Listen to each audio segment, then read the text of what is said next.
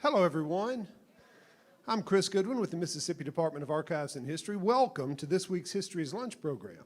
We're in our home, the Craig H. Nielsen Auditorium, Museum of Mississippi History, and Mississippi Civil Rights Museum. And we're streaming live on both Facebook and YouTube, where these videos are available to watch anytime afterwards. And if you've not already done so, please silence your phones. If you haven't been upstairs to see it, remember our temporary exhibit of rarely shown flags from the MDH collection is open in the FedEx Exhibition Hall. You can see that after History's Lunch today. Remember also that admission to the museums is free for History's Lunch attendees. To commemorate the birthday of Emmett Till, staff will offer guided themed tours of these museums tomorrow, July 25th at 10:30 a.m. and 2 p.m. You can ask us for details about that, but it should be fantastic. Finally, I hope that you'll come back next week for History's Lunch when we'll have our rescheduled program with Noah Satterstrom and Stephen Parks about Satterstrom's exhibition at the Mississippi Museum of Art and the research that the pair conducted on it. Following History's Lunch, Satterstrom will give a gallery talk at the Art Museum for anyone who's interested in going and being a part of that. This year, of course, marks the 60th anniversary of Freedom Summer, and today we are delighted to have Bruce Watson to present Freedom Summer from the Ground Up in Mississippi.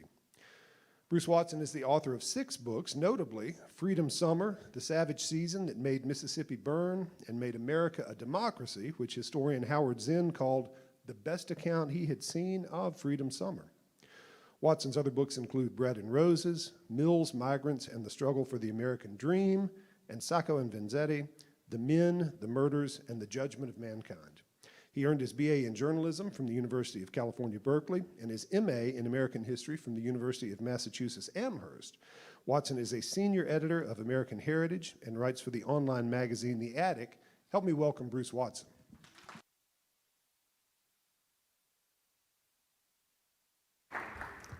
Is this working? It is. It seems like it. All right, can you all hear me? Thank you. It's great to be back in Mississippi. I live in Massachusetts. It's very different up there, very different down here. And you will hear me say that a lot because I usually don't, when I speak about Freedom Summer, I ask, how many of you have ever been to Mississippi? And one or two hands, I'm not going to ask that today because one or two hands will go up. And that's all. And so it's great to be back where people know the place, and I don't have to. Oh, it's like Woodrow Wilson said about the South. It's a place I don't have to explain myself. And so, but I'm an adopted son, or at least an invasive son, however you want to call it. But it's great to be back. I haven't been here actually since the 50th anniversary of Freedom Summer. Many things have changed. First of all, this museum was not here. And yesterday I first place I came when I landed in Jackson and came right into the museum. I wanted to see how they did Freedom Summer. There's many ways you can tell the story, and I wanted to make sure they told it right, and I knew they would, but I didn't expect to hear Oprah Winfrey narrate it. If you have not gone through the museum and seen not just the displays, but waited your turn to go into that little church and watch the video, Oprah Winfrey telling the story. Unfortunately, Oprah said everything I was going to say, so I'll try to give you some of the basics.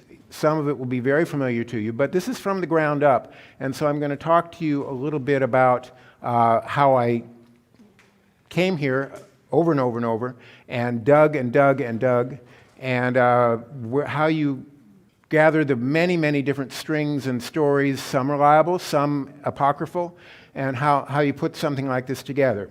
So my story starts 60 years ago from a campus in Ohio, June 17th, 1964. We'll meet the man who wrote this in a moment, but not physically, but. Dear people at home in the safe North, Mississippi is going to be hell this summer. We are going into the very hard core of segregation and white supremacy. This was from the training that they did in Oxford, Ohio. I'd venture to say that every member of the Mississippi staff here has been beaten up at least once, and he who has not been shot at is rare. It is impossible for you to imagine what we are going into as it is for me now, but I'm beginning to see. Love, Christopher. Chris Williams. He was 18 when he went to Mississippi. Welcome, Mississippi. I took this photo. It's on Interstate 20 coming in from Alabama. I don't know if the sign is still there, but I want to emphasize that when I talk about Freedom Summer, this shouldn't be necessary, but I'm going to mention right up front, this is Mississippi then. You all know Mississippi now. You know how much has changed. But I mention this right up front because when my book came out, and it came out in 2010, there was some grumbling, both in my email and I heard as well as, oh, this story again? And haven't we heard enough about this story? Mostly the 3 murders. And I want you to know that I know that. But the reason I mention it is a lot of people, when I speak in Massachusetts, they don't know that. And they, oh, you're going to Mississippi? Not much has changed there. And then I get on my high horse. So Mississippi has changed enormously in ways that you all know. I love this picture and this quote. This is James Meredith monument at Ole Miss. And entering, basically breaking down the doors and entering Ole Miss. This is a quote from Murley Evers. Yes, Mississippi was, but Mississippi is, and we are proud of what we have become. So, however, let's go back. Because in 1964, Mississippi was a very different place, and America was a very different place. I describe America as having an unbearable whiteness of being. And if you remember the movie and the book, Unbearable Lightness of Being, you get the pun. But it really was true. In 1964, cars were huge and giant, big, beefy things with fins and flamboyant taillights and loud engines. I remember them roaring through my neighborhood. And Marlboros and Kents and other cigarettes were advertised on TV all the time, and half of all Americans smoked. I grew up with that secondhand smoke as well, so I can almost still smell it. In Mississippi, until that summer, the summer of the Civil Rights Bill, which was the same summer as Freedom Summer, this type of sign was common. And it was the summer of the Beatles. Okay. It was the summer the Beatles came to America. And they came to Atlantic City, where this story ends, a week after the Freedom Democrats were gone. And there were a lot of very, very stupid stereotypes about the South. This was one of the most popular shows at the time, but there were others as well. 99% of American homes had TVs, but almost all of them were black and white. None received more than, hard to imagine, 7 channels. In Mississippi, the average home had 3 channels. That was all. That was your portal to the world. So you can understand how certain ideas dug in a big way.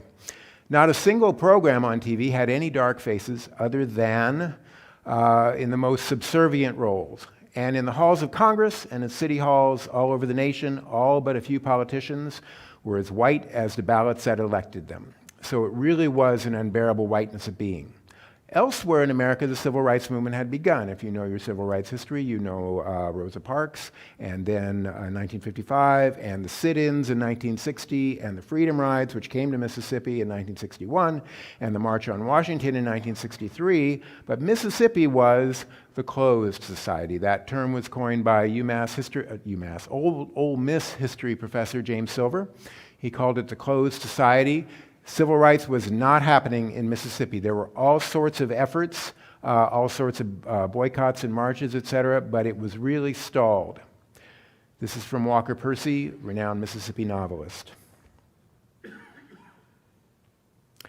Mississippi was a land of mansions and shacks, of green grass and red clay.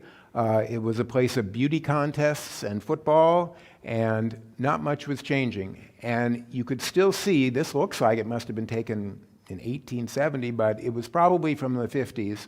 Sharecroppers picking cotton, as they said, from kin to can't. Out here in the museum, they have that phrase. It says from can to can't, but it doesn't explain what it is. It's a lovely little euphemism. We pick cotton, they used to say, from kin to can't, from sun up, when you can see, to sundown, when you can't, for $3 a day. And they were living in shacks, and that I will describe in a moment.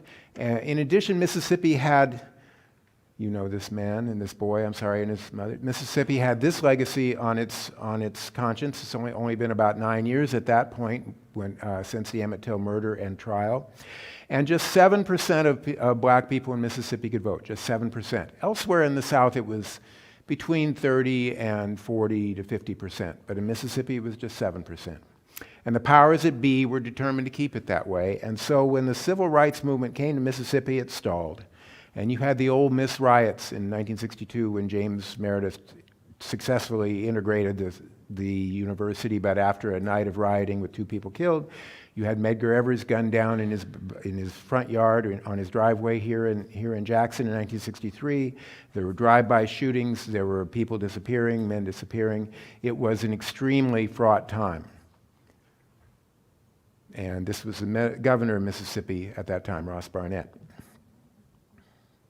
So let's get on to how this changed. This is Bob Moses, and as Leslie McLemore said last week in History is Lunch, there should be a Bob Moses lecture series. There can't be, right here at the museum, I encourage you to follow up on that. There can't be enough said about Bob Moses. If you don't know him in Mississippi, I'd be surprised. If you don't know him in Massachusetts, I wouldn't be surprised at all. Bob Moses didn't really want you to know him. He didn't, not that he was reclusive, he just simply felt that he was a conduit for the powers of the grassroots, and no one ever did it better. I met Bob Moses in 1994. This is how I got involved with this story. I got an assignment for Smithsonian Magazine, for whom I used to write, to do a story on his algebra project, where he was going around the country, particularly he came to Jackson as well, to work with inner city schools and teachers on teaching math.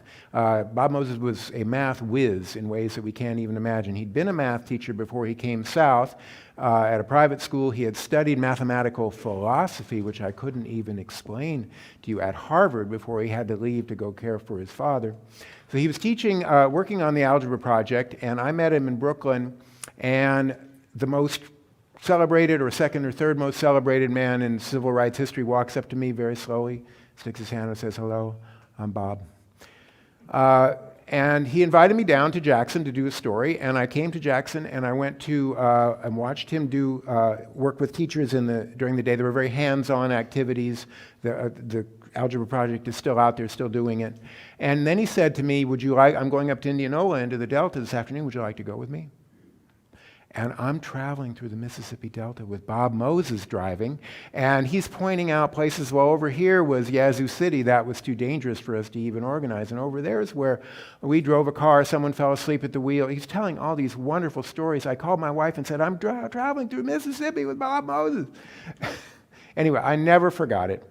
And I decided that years later, when I had the opportunity, I was going to tell more than the story of the algebra project. Bob Moses, as you might know, came to Mississippi in 1961 when no one would go there from the civil rights movement. Martin Luther King wouldn't go there. It was too dangerous. No one else would go. He came alone.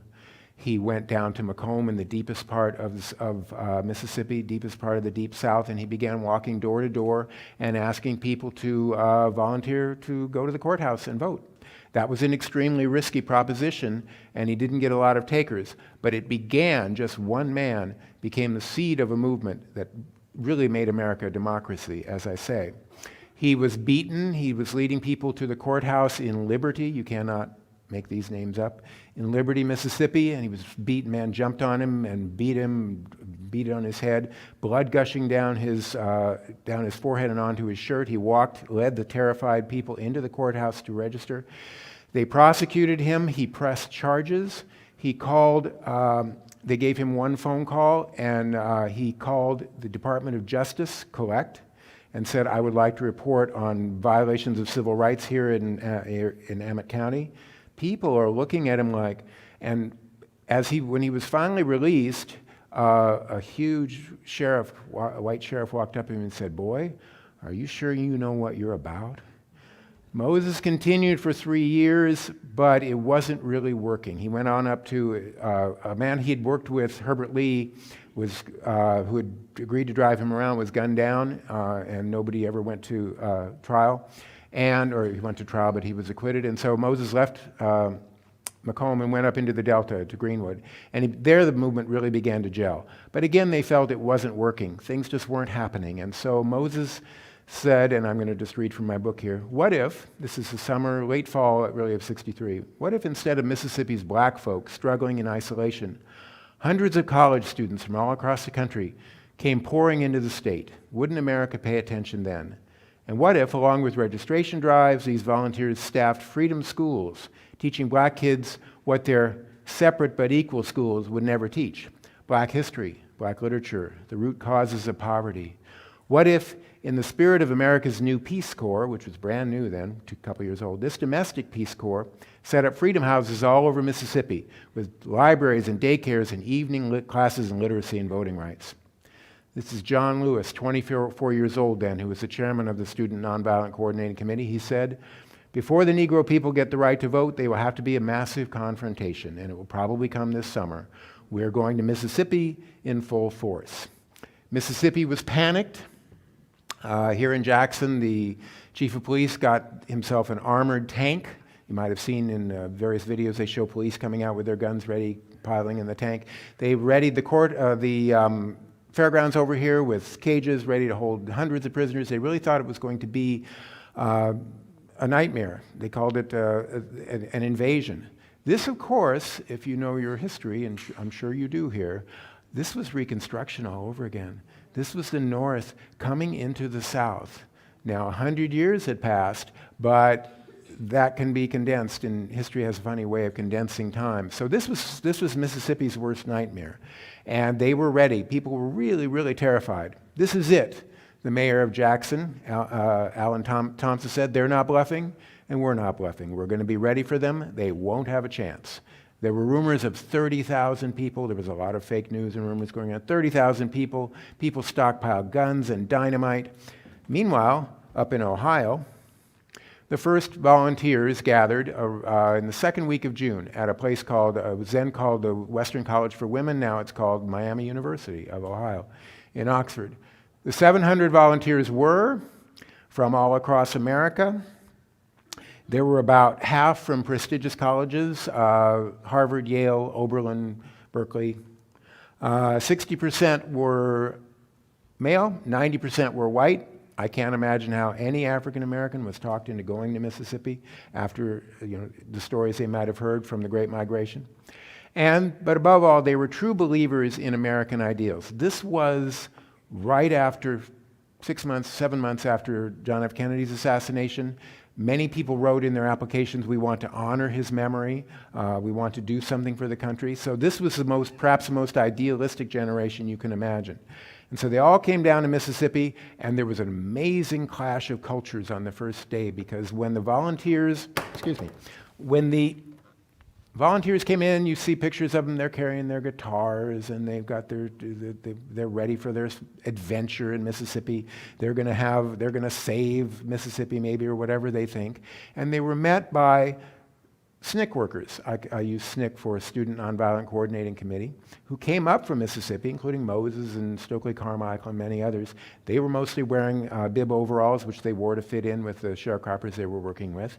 And the SNCC people looked at these volunteers and they said, this is not going to work. We can't send these innocent kids down to Mississippi. They don't know what they're getting into. We better tell them. And so the first couple days of training were really shock treatment. On Tuesday, they heard, I may be killed and you may be killed. On Thursday, one man said, they, the white folks, the police, the county sheriff, the state police, they're watching for you, they're looking for you, they're ready, and they're armed. And on Friday, someone said they'll take you to jail, they'll strip you, lay you on the floor, and beat you till you're almost dead. Now, you would think dozens of people would go home. You would think at least someone would go home. No one did. And that's the story that I wanted to tell. Not the story of the murders, which I did tell, the 3 murders, and you'll hear about it, but that's the story, the courage of the people who went to Mississippi and stayed all summer. So let's meet them.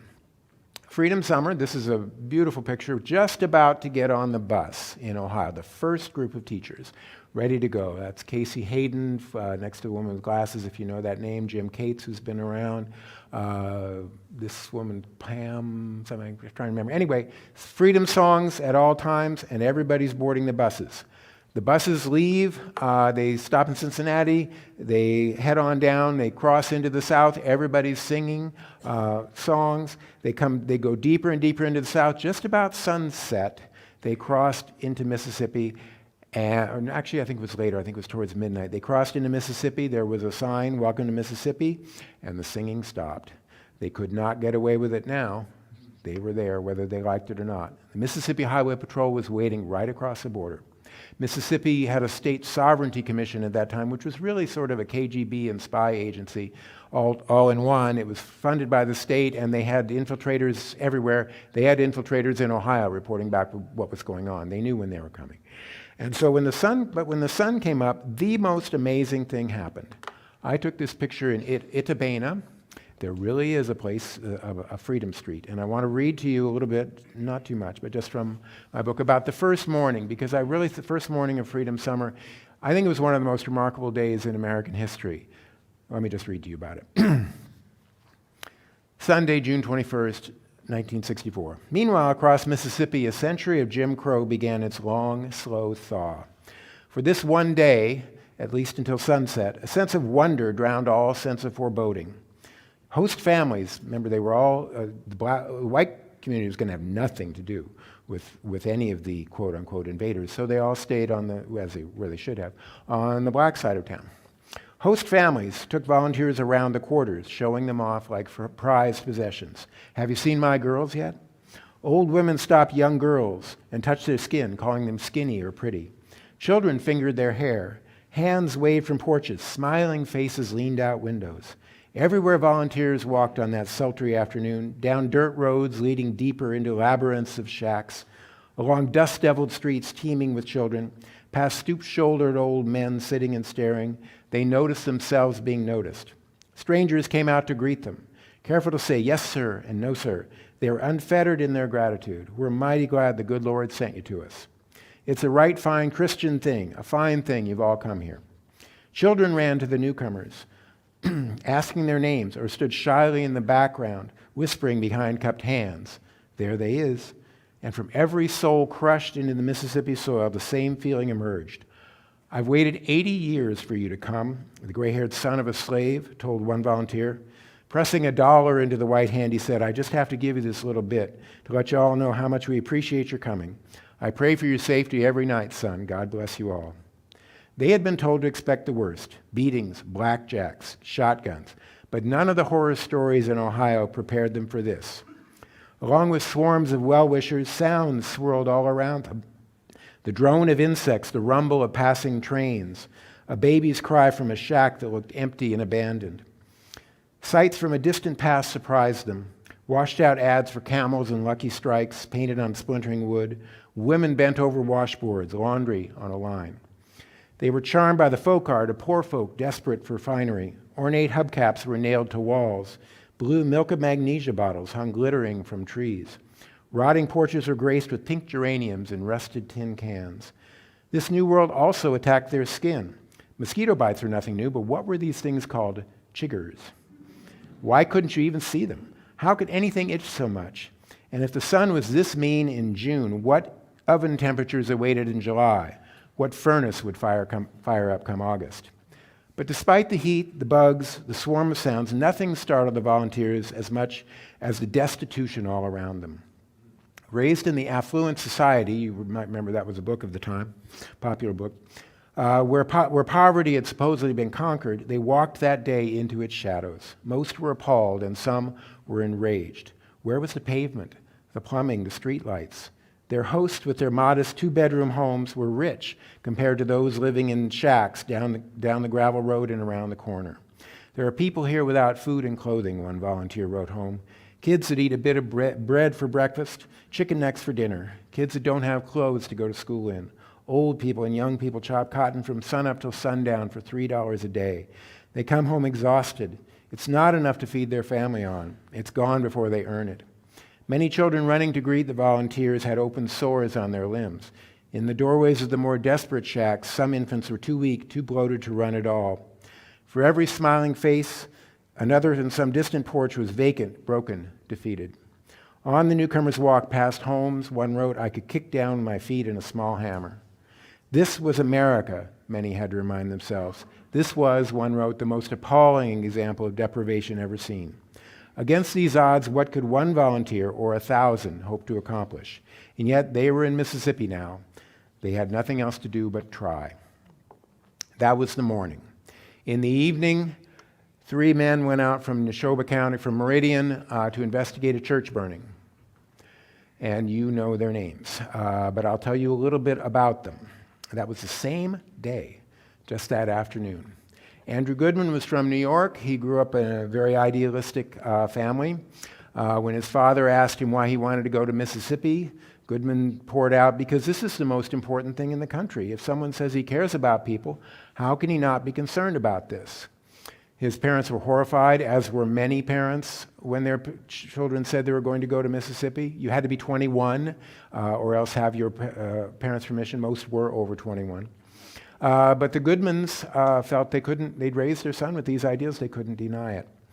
How idealistic was Andrew Goodman? When he went for a summer in Mississippi, he packed a sweater. And when he arrived in Meridian, he wrote a postcard home. "Dear Mom and Dad, I have arrived safely in Meridian, Mississippi. This is a wonderful town and the weather is fine. I wish you were here. The people in this city are wonderful and our reception was very good. All my love, Andy." Traveling with him was James Cheney. James Cheney grew up in Meridian and knew the situation well. His mother, whose father had disappeared, no one ever knew what happened to her, was terrified when he got involved in the movement. She said, "Aren't you afraid? Aren't you afraid of this?" And he said, "Mama, that's what's the matter now. Everybody's afraid." And so he went to Ohio. He had been working in Meridian with his best friend, Mickey Schwerner, and they went to Ohio to join the training and to see if they could get somebody to go with them. Let's talk briefly about Michael Schwerner. Michael Schwerner was a Cornell grad and raised sort of the similar values with Andrew Goodman and had come to Mississippi not as a volunteer, but 6 months before with his wife Rita. And they went straight to Meridian and began working in a Freedom House. And people were amazed at how at ease he put everybody. One woman said, "I never met a man who could put, as she said, colored people at ease so much. He just seemed a natural." Mickey Schwerner loved W.C. Fields and poker and the New York Mets. And if you know anything about baseball history in 1964, to love the New York Mets in 1964 took a special kind of person. He was a social worker in Manhattan, drawn south in 64, as I say. He and his wife were in Meridian for about a week when a man walked up to her. They were spotted instantly, of course, different ways. The goatee was one. And a man walked up to Rita at the bank and he said, "I just want to let you know you're about as welcome here as a hair on a biscuit." Pretty soon his phone was tapped. He got messages saying that Jew boy is dead. He told his father he was a marked man. But he wrote to a friend, "I belong right here in Mississippi. Nothing threatens peace among men like the idea of white supremacy, and nowhere in the world is the idea of white supremacy more firmly entrenched or more cancerous than in Mississippi. So this is the decisive battleground for America, and every young American who wants to have a part in the decision should be here." And so the 3 of them went out that afternoon to investigate a church burning. They had planned to put a freedom school in the church in a little bit outside of Philadelphia in Neshoba County, and it was burned to the ground. And they went out to investigate that, and they never came back. You've seen this story, you've read about it. This movie is not very popular among the volunteers of Freedom Summer. It came out in the late 80s. The FBI didn't leap into this as the movie would have you imply. But the FBI did, after a few days of foot dragging, come down and begin to investigate. They set up a shop in Philadelphia, Mississippi, where the men were last seen, and they were all over town pretty soon. Pretty soon, the second day, they found the car of the 3 men, and charred, burned to a crisp, really, in a swamp right near town. It was dragged through town on the back of a flatbed, and Everybody knew what they were facing, and this went up. Now, that's the story everybody tells about Freedom Summer, and too often it stops there. The Washington Post did a wonderful 60th anniversary, said nothing else about anything else, just the 3 murders. I want to go on the ground. I want to meet you to meet the people who did this, who made this happen, and the fact that they stayed all summer. This is Chris Williams. He wrote the letter that I started with, Dear Mom and Dad, Safe, Safe North. He was 18. He was just out of high school. He was the youngest Freedom Summer volunteer. I met with him many times, came down here to Mississippi with him one time. He was just fearlessly idealistic. This is Fran O'Brien, a teacher from California. I also met with her many times. She came down and taught in a freedom school in Vicksburg. And this is Fred Wynn. He was a plumber who came to Mississippi and began building. He built one of the first freedom schools tore down an outhouse. And I thought that was a wonderful symbol, and put up a school. So I'm not going to talk much about them, but I'm going to tell you what Chris told me because it was very useful. He said, don't just focus on the violence. Everybody focuses on the violence. There was so much more. And so let's talk about what was more. This should look familiar. It's right over there. I want to tell you a little bit about how you get from Mississippi this story from the ground up. First of all, you go to archives. Not just the MDH, but I went to the University of Southern Mississippi in Hattiesburg, State Historical Society in Wisconsin, right after Freedom Summer, they did not trust Mississippi to handle the papers. They sent them to Wisconsin, where many of them still are. And the Jan Hilligus collection, I don't know if she's still around, but she's a longtime Jackson resident. Hi, Jan. She took me out to her storage facility here in Jackson, where she had COFO papers just piling out, and we went to Staples and I started Xeroxing them. Some of them are now online, but anyway, so that wonderful collection, oral histories, et cetera, et cetera. And you can stumble across strange things. I was up in Cleveland, Mississippi at the Delta State University, and I was at the Charles W. Capps Archive and Museum. And I was looking up something, and all of a sudden it occurred to me that name was familiar. Charles Capps, Charlie Capps. People told me he was sheriff in Mississippi in 1964. Well, obviously he went beyond sheriff. And I went up to the librarian and I said, is this guy still around? And this is Mississippi, everybody's so damn friendly. So she said, yeah, would you all like to meet him? And 20 minutes later, 82-year-old Charles W. Capps, who had been a sheriff, but eventually I guess was served in the state legislature, came right down and talked to me all about this. I don't think he ever approved of Freedom Summer. I know he didn't during Freedom Summer, but he'd been one of the better sheriffs. He told volunteers, I don't like what you're doing here. He gathered them all together, but I'm going to keep a lid on things, and he did. He didn't want the FBI coming into his county. So that was the story of archives. There is a great book over here in the store called Letters from Mississippi. I was glad to see it there. It is so moving and so powerful. It was done the year after Freedom Summer, and I got a lot of letters out of that and a lot of letters from other people, from other archives. The letters, nobody wrote. Nobody phoned home in 1964. It was way too expensive, and there was no email, et cetera. So people wrote these beautiful, wonderful letters, and they were extremely powerful. Almost every detail of what I just read you was from letters.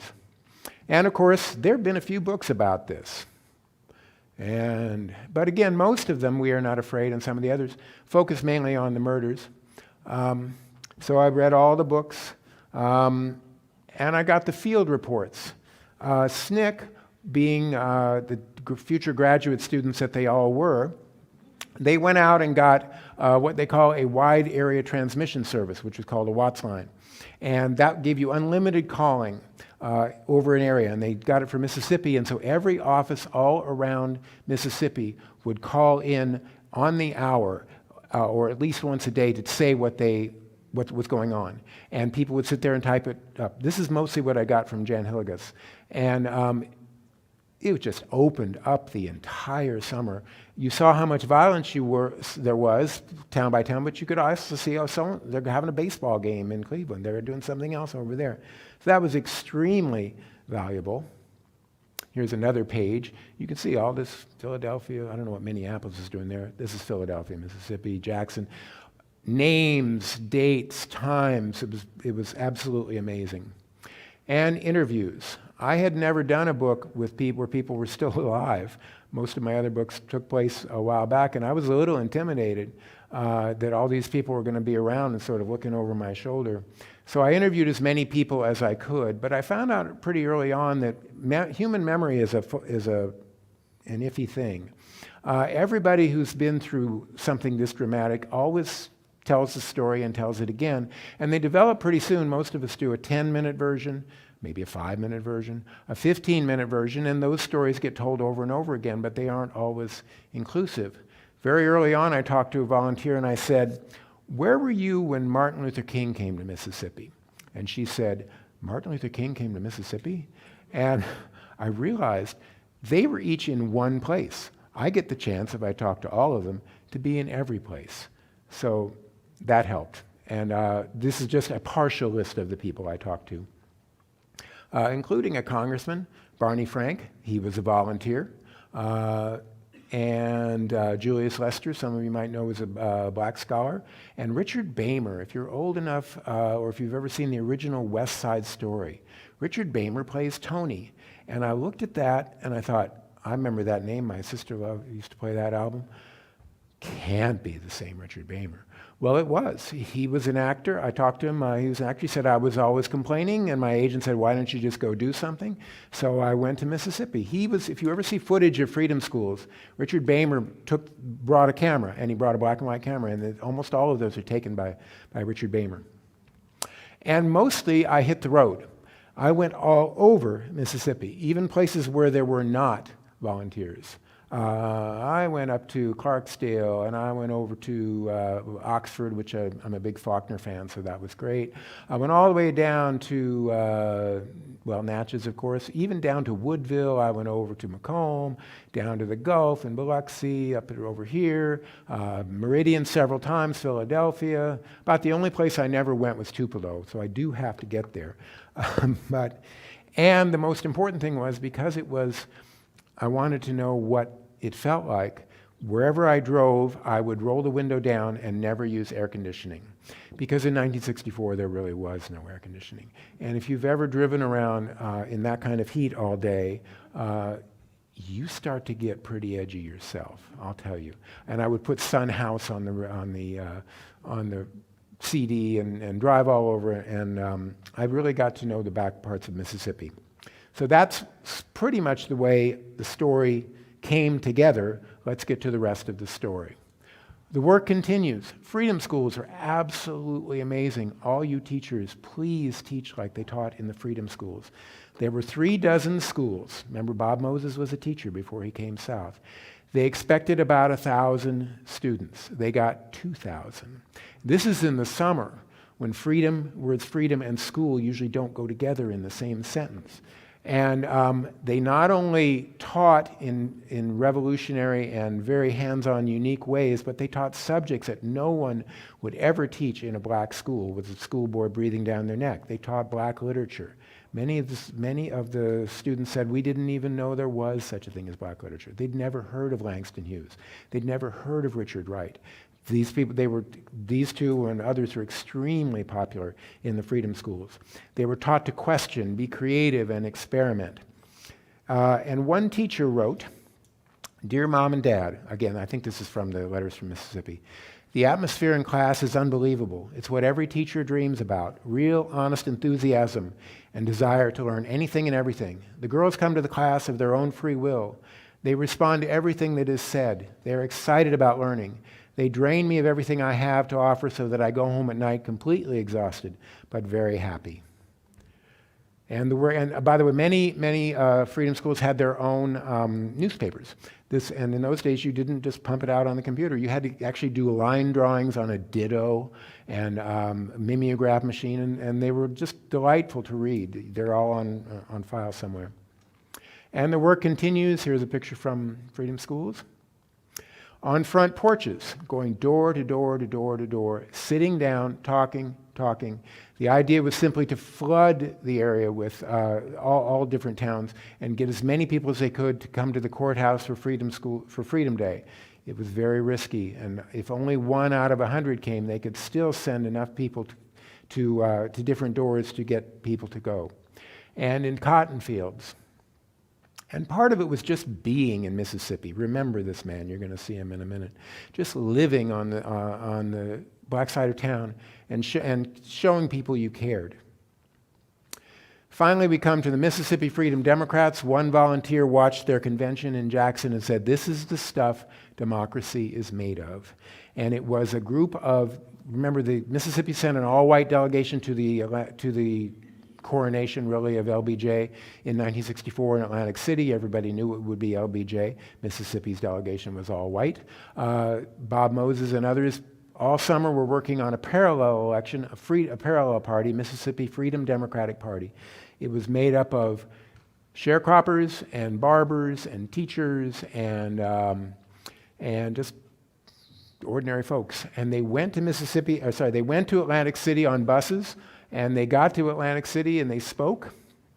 And most importantly, there they are, Martin Luther King in Mississippi, in Atlantic City, with pictures of the three behind him. What they were trying to do was to nothing less than unseat the Mississippi delegation, the entire delegation. They said, "We are the rightful delegation from Mississippi." They didn't even let us into their nominating conventions.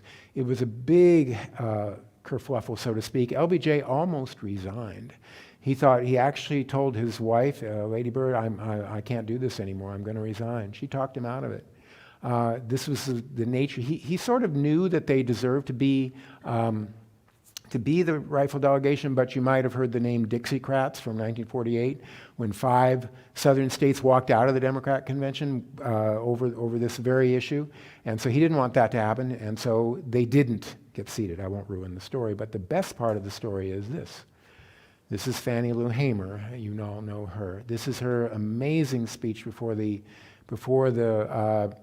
Credentials Committee of the Democratic Party. She gave it on a Saturday afternoon at 2.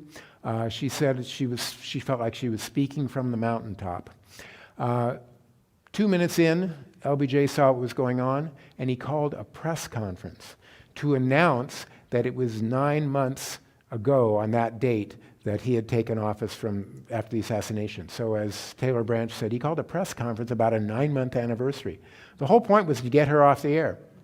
Well, it backfired because that night she was on the air in prime time. Everybody, all the 3 networks put her on in prime time, and they heard her say, "Is this America, the land of the free and the home of the brave?" You must see that speech sometime.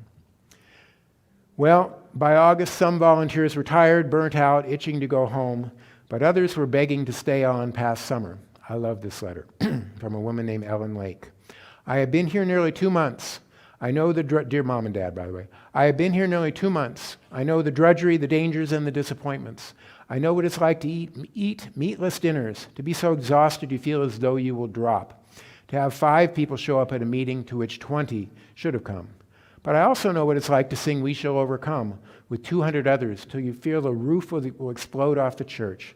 I know what it's like to have a choir of little girls sing out, 'Hi, Ellen,' as I walk down the road and envelop me in their hugs. I'm going to spend the rest of my life being a white liberal. Let me have 1 year to see what lies below that veneer. Love, Ellen." I had to find out what happened to this woman. I contacted her. Ellen Lake, she was fairly easy to find out. She did stay another year, as did many volunteers, including Chris Williams. But most went home to change America. How Freedom Summer changed America. Volunteers went on to lead many major movements. We'll see one of them in a minute. Many of the two women in SNCC wrote a very powerful memo about how sexist SNCC was, how they were only allowed to type, etc. Didn't go over well with the SNCC men, but it became a seminal paper in the upstart women's movement. Volunteers from Mississippi also went into the anti-war movement, etc. That summer, LBJ turned to his Attorney General, Nicholas Katzenbach, and said, I want you to write me the goddamn best, toughest Voting Rights Act you can. Most people associate the Voting Rights Act with the Selma March because 9 months later or 8 months later, LBJ gave a very powerful speech about it. But it began that summer. They began writing it that summer. And the Voting Rights Act, as you know, which passed in the summer of '65, really changed everything. It really made America a democracy. Don't get me started on the more recent decision that repealed it, but from 7% of Mississippi blacks being able to vote, it went to 60% by the end of the year, and higher and higher and higher. This is the man we met earlier who was taking a bath there. His name was Mario Savio. He was judged by the people who interviewed him for his Freedom Summer to be not very much of a leader. He went back to Berkeley and he led what they called the free speech movement. And he always compared everything that was going on to Mississippi. And this is the memo from Sex and Caste, A Kind of Memo by Casey Hayden and Mary King that became a founding document of the women's movement. So, that's the story of Freedom Summer from the ground up. I'm happy to take questions, but I want to leave you with one of my favorite photos and the words of Fannie Lou Hamer. She said, "They were the best friends we ever met," talking about the volunteers. "Nobody ever came out into the country and talked to real farmers and things. And it was these kids that broke all this down. They treated us like we were special, and we loved them." Thank you.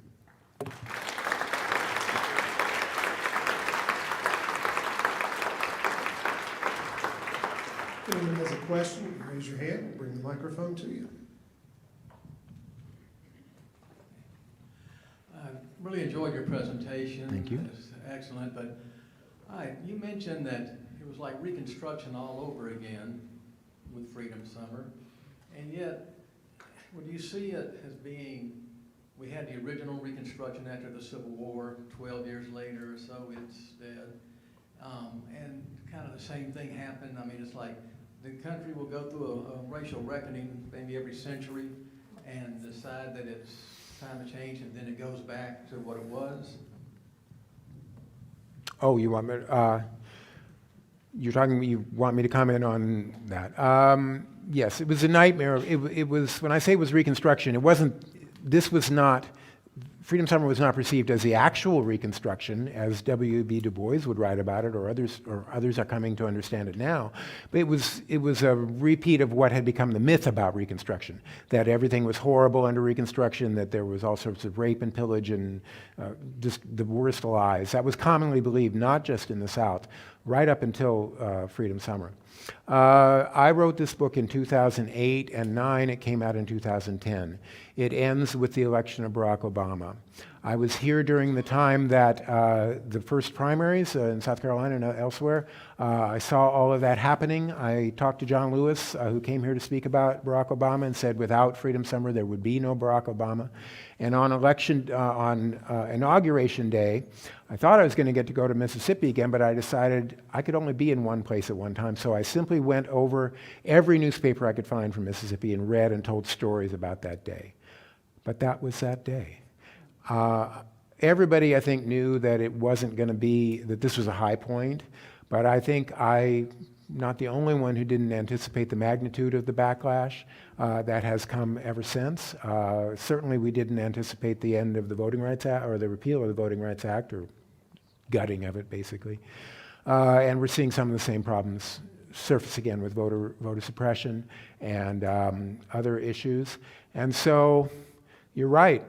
We go through these racial reconciliations and things change, and then they go back to more or less how they were. However, I'd like to quote on that question. I have a little quote prepared here in anticipation. When I came to the point of writing the book, and I thought, well, I'm going to have to comment on what has changed in Mississippi and what hasn't, I thought, well, who am I to tell this? I've come down here several times, but I don't live there.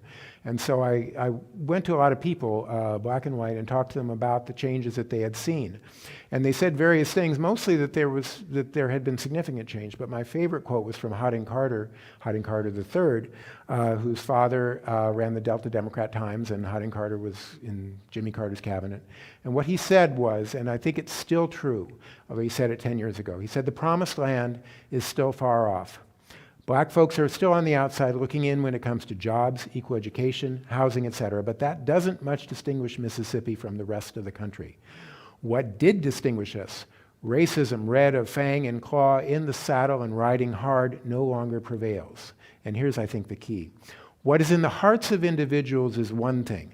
How they find they must now operate in public is another. We are talking about fundamental change, which has left the state still far from the mountaintop, but it has been climbing for some time. It may go sideways from time to time, but it isn't going back. I'll leave you all to judge that. He's in charge. A couple points of clarification. The county we're living in is Amit. I was always told it was Amit. Okay.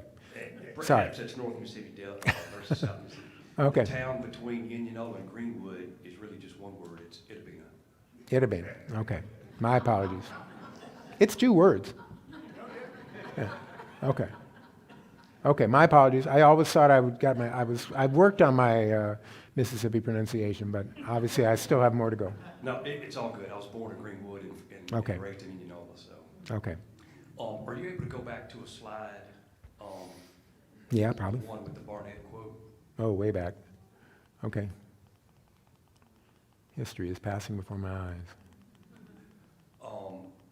One thing that I wanted to say is it's amazing that you may not be as sensitive to it, that this quote is still, the quote's there.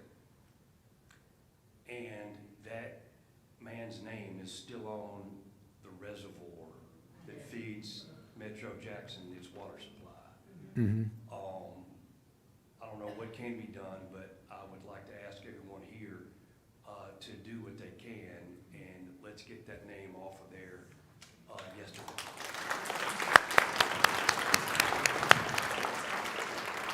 Thank you.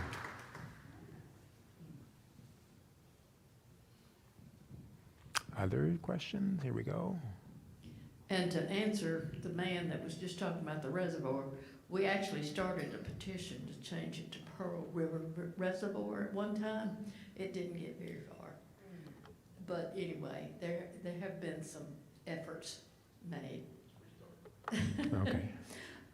You mentioned not going to Tupelo when you were talking about, did you by any chance back then hear that Tupelo was known as a progressive city? No, I didn't. I know That about was the reason Tupelo. you Okay. avoided it? No, there weren't volunteers in Tupelo, so far as I know. Oh, And so it okay. was a little bit, that didn't stop me in other cases, but it's a little bit off to the side and of Mississippi and not, I honestly don't know for sure why I didn't go, but I did. Well, they actually had a very progressive group of business leaders Mm-hmm. in Tupelo who tried to prepare the area for civil rights and integration and all that. One of them was the publisher of the paper, so there was a lot of stuff in the paper, Tupelo Daily Journal, about civil rights and Martin Luther King and so on and so forth. But they were one of the few school systems in Mississippi that integrated without white flight and riots and all that. They did. It was a very peaceful process in Tupelo. Okay. And my dad was a part of that. Oh, congratulations. And I've always been real proud of him. Okay. And I found out later that the Sovereign Commission had a file on him. Oh, How they do had you- a file on everybody. what do you understand the Sovereign Commission was doing? Well, the Sovereignty Commission was commissioned in, I think, 1956, right after Brown, or shortly after Brown versus Board of Education. They basically sent out infiltrators and investigators to investigate everyone, and the commission was closed in the late 70s, and they sealed the files. And through Freedom of Information Act, they got the files opened, and they are all available online now, which is great, because you can go through and just search. You could find your father there. But it's amazing, anybody who ever came up with any hint of integration, there are files on Mickey Mantle, the baseball player. There's anybody who's ever mentioned in any sense. It was great for me to be able to go through and find stories. I think it's a measure of the terror of change, obviously the raw racism, and the absolute determination of the closed society to remain closed. And many southern states had citizens councils. They called them the white citizens councils, or just the citizens councils. I think Mississippi was unique in having a sovereignty commission. Just the name tells you what they're up to. I was wondering if you could tell us something about, you've talked about the volunteers, can you tell us more about the hosts, the families that house these people, and the kids that went to the schools, and what happened to them, and what happened to them after the volunteers left? Mm-hmm. The hosts were people who just sort of word of mouth that went out from through the black community. These folks are coming. They need places to stay. People did get paid a little bit for room and board, but that's not why they did it. I don't think they did it because they were opening their hearts and their homes, and nobody had ever come across the tracks, as they said in those days. Nobody had ever done it. This was a unique opportunity. And there were a lot of amusing stories of one woman who chewed tobacco, and she wondered why these two white boys, don't you want some tobacco to chew and stuff like that. But I wish I could have been at the tables of some of these places because it was really remarkable. Chris Williams told me a story of staying with the Miles family in Batesville and how he came in on that morning, first morning I described, and the family was, walked in, sat down, and there's two little kids just looking at him like, what are you doing here?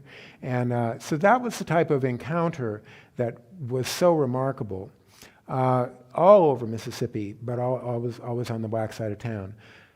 I don't know, there were a lot of people, a lot of volunteers who watched as sun went down every night, watched someone in the family go and sit outside or in the driveway with a shotgun in a pickup truck. That's how on edge the whole state was. And in some cases, Chris told me, I think it must have been in Batesville, he even sat there and much. In some cases, there'd be a clue where if someone was coming down, a car was coming along and it was friendly, you'd blink your lights twice and you let it go. But if you didn't blink your lights twice, they'd have those shotguns ready. There were no instances face to face, but that home, the Miles home where Chris stayed, was shot into. Chris ducked down under, and there were others that were shot into as well. As to what happened afterwards to those folks, they all just went on and lived the rest of their lives in Mississippi, but many of them saw major changes, and many of them stayed in touch with the volunteers. Fran O'Brien, the teacher there, lived second half of her summer with a 30-year veteran teacher, and it was a wonderful story. The woman would tell her, Fran would come in and talk about teaching. Fran had never really taught. She was still in college, and the woman would talk to her about all her experiences teaching and what you could try, what you could not try. They stayed together in touch for the rest of their lives. The Freedom School students are probably some among us here, and they would all be in their 70s now, but many of them went on to all sorts of leadership or teaching or education positions in Mississippi and never forgot the opportunity that door opened. There was considerable controversy on the SNCC staff leading up to Freedom Summer about having all these young white Absolutely. students in, that it would erode it as a African-American locally led movement. Mm-hmm. Were the volunteers you spoke to aware of the controversy, and how did they feel about it? I never spoke, you're right, a lot of people said, wait a second, we've been, even talking to Bob Moses, wait a second, we've been working so hard to get people to take their own responsibility, now we're going to bring in these white kids and they're going to take charge. And to a certain extent that did happen. Hollis Watkins told me, I was sorry to hear that Hollis passed last year, he told me he was one of the people who didn't really want it to happen because he was worried that they would lose so much momentum. And some people think in a way they did, that it drew a lot of attention to Mississippi, but it also, to a certain extent, sort of backslid a little bit. I never heard any volunteers say that they ever heard that. I think once they were here, and nobody was going to tell them, well, some of us didn't want you here. I don't think that just wasn't the spirit of Freedom Summer. So they were welcomed in many ways, as far as I know. I've never heard anything otherwise. Yes? Oh, hello. I understand that it must be an incredible feat for you to pull all of these observations together. I'm wondering, and maybe it's another book, the different organizations that were involved, like the SNCC, CORE, the NAACP. How did they, what part did they play in pulling all this together as related to your research? Good question. The study of the civil rights movement is a study in acronyms. NAACP, SNCC, CORE, and don't forget COFO, the Council of Federated Organizations. The NAACP really didn't play a role in Freedom Summer, and the reason was, as far as I could tell, and as far as people said in SNCC, they thought it was way too radical, way too risky. Remember, the NAACP, which obviously has as noble a history as any group, mostly filed lawsuits, and the lawsuits that changed everything, Brown and others, that was what they mostly did. So they weren't really that involved. Of course, Medgar Evers had just been killed the summer before. He was a major face of the NAACP in Mississippi at that time, and so they were still reeling from that, I imagine. But they weren't involved. Thank you all for being here. It's an hour that moves quickly. Don't forget, we have our special tours commemorating birthday of Emmett Till tomorrow. You can ask any of us for details on that. Come back next week for History's Lunch, when we'll have Noah Satterstrom and Stephen Parks talking about Satterstrom's exhibit up at the Art Museum, and then the gallery talk over there following it for all who are interested. We have copies of Bruce Watson's book, Freedom Summer, for sale over here, and he'll be glad to answer any questions that we didn't get a chance to get to and sign a copy for you. Help me thank Bruce Watson for this fantastic. Thank you. Thank you.